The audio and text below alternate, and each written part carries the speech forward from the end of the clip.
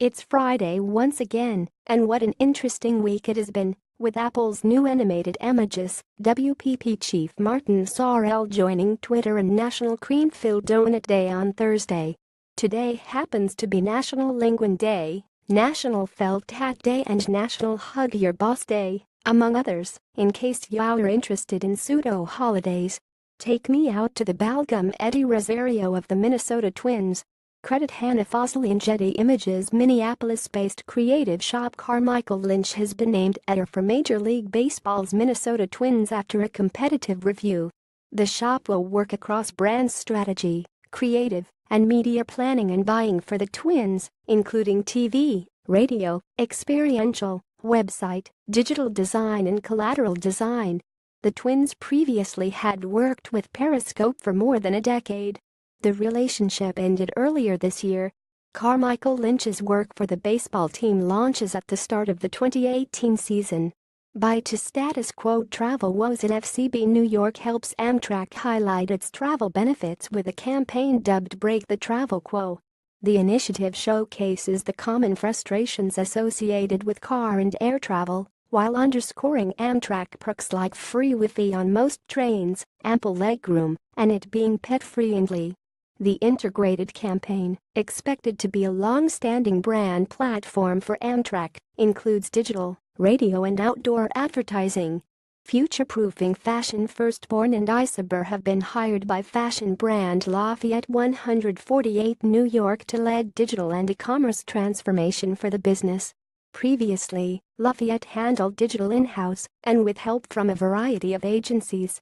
Through the partnership, Firstborn and Isober will work with the luxury brand on original content, in-store and concierge service integration, and a new e-commerce user experience platform. New work is expected to come out in spring 2018.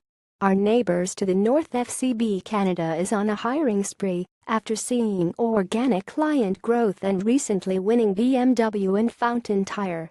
The shop, which was the most awarded Canadian agency at the 2017 Cannes Lions Festival of Creativity, has brought on Michael Morelli and Marty Hofkes in Toronto as group creative directors. The duo has worked together for nearly a decade at Leo Burnett Toronto. Additionally, FCB Canada tapped Elma Karabegovic as senior art director and feature filmmaker Scott Drucker as director of photography. All of the new hires report to Nancy Krimilamena and Jeff Hiltz, co-chief creative officers of FCB Toronto. Customers come first. Omnicom's DAS group of companies has expanded its customer relationship management and digital offerings with the appointment of Luke Taylor as CEO of the Omnicom Precision Marketing Group. Taylor, previously CEO of Digitazlb's global marketing and tech agency International NV, reports to DAS Group CEO and Chairman Dale Adams. The shops under Taylor's umbrella include Javelin, Organic, Proximity, Wrap and Target Base.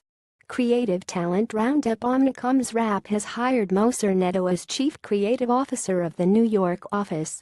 Neto will report to New York President Justin Thomas Copeland and become part of the agency's leadership team. Most recently, Neto was Creative VP of W3 Haas, an independent digital agency in Brazil, where he led the shop to win 4 Cannes Lions in 2016.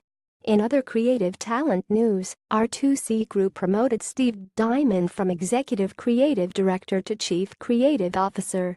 Diamond, who has been with the agency since 2014, will now handle creative work for all 3 R2C offices in the U.S. Tweet of the week: just setting up my Twitter with @jackattlesadielpic.twitter.com/R2 Martin Sorrell @Martin Sorrell. September 13, 2017. Number of the week 84. The percent of Americans who say a CEO's behavior is linked to the expectations of the company he or she leads, according to Fleishman-Hillard's annual Authenticity Gap study. This year's research, which includes insights from nearly 300 companies across more than 25 industries and was conducted with about 5,500 consumers in 5 countries, also showed that 78% of people globally believe a CEO's integrity should be in line with the company he or she leads.